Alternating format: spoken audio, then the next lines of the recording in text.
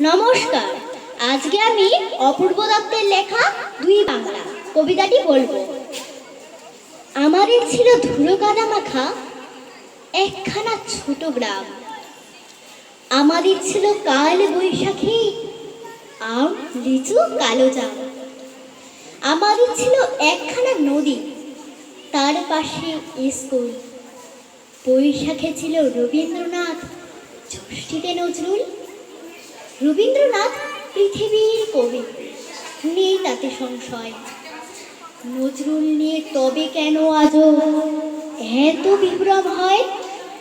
কেউ বলে তিনি এপারের কবি, ওপারের বলে কেউ। এপার ওপার তার কাছে এক, ফেরান না কাউ কেউ। কেউ বলে তিনি বিদ্রোহী কবি, কেউ বলে কবি ধর্মের। সাম্যবাদের পুরোহিত তিনি, মানুষের যত কর্মের। পদ্মার বুকে ঢেউ যদি জাগে, গঙ্গায় লাগে দোলা। মন্দিরই বলো মসজিদই বলো, তার কাছে সব খোলা। এপারেও তিনি ওপারেও তিনি, মাঝখানে তার কাটা।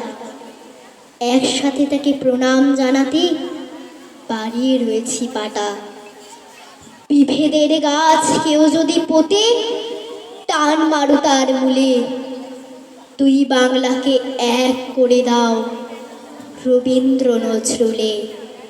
তুই বাংলাকে এক করে দাও রবীন্দ্র নজরুলে। নমস্কার।